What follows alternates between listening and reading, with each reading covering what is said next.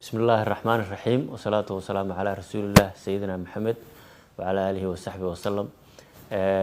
waxaan rabaa inaan munaasabaddan uga faa'iideysto in aan shacweynaha Soomaaliyeed ku wargeliyo in maxkamadda cadaaladda adduunka ay go'aan kama dambaysta shalay galab ka gaadhay dhageysiga dacwadii badda ee u dhaxaysay Soomaaliya iyo Kenya.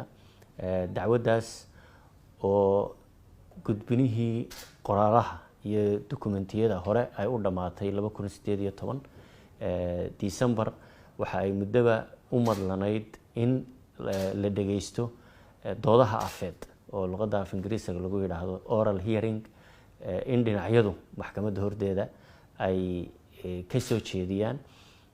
maxkamaddu go'aan waxa ay shalay ku gaadhay dhageysigii dacwadda oo horena ay u muddeysay, hase yeeshee Kenya ay codsatay in dib loo dhigo, inaan la aqbalahaynin in dib loo dhigo mar dambe.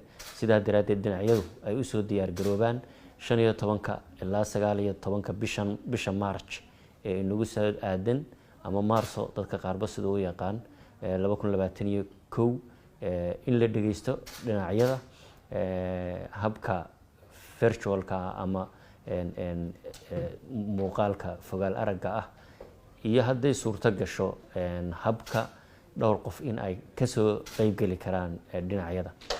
almuhiim dacwadda dhageysigeedii insha Allah 15 ilaa 19 Maarso oo sanadkan 2021 ayaa ay hirgelaysaa. maxkamadduna go'aamisay naguna warkelisay dhinacyada dhammaantood.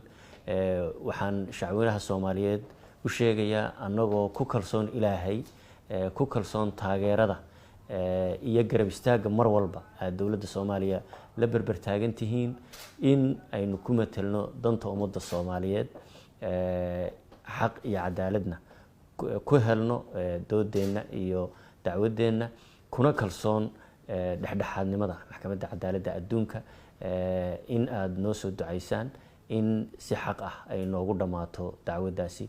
waxaan u hambalyeynaa madaxweyne Maxamed Cabdullaahi Farmaajo oo 4 sanadood oo run ahaantii uu xilka hayay, habeen iyo dharaar heegan u ahaa, la socday, taageero dhinac walba ahna, niyad iyo moral iyo aqoon iyo afkaar iyo talo wax kasta oo uu ku biirin karo la barbar taagnaa khubarada sharciga iyo mas'uuliyiinta Soomaaliyeed ee gacanta dacwaddan ku haya. waxaan leeyahay dhammaanteen haddaan Soomaalinahay guul baan inoo rajeynayaa, waanu ku hanweynahay insha Allah in cadaalad xaq ah ay ku dhamaan doonto dacwaddani. waa mahadsantihiin. wassalaamu calaykum waraxmatullaahi wabarakaatuh.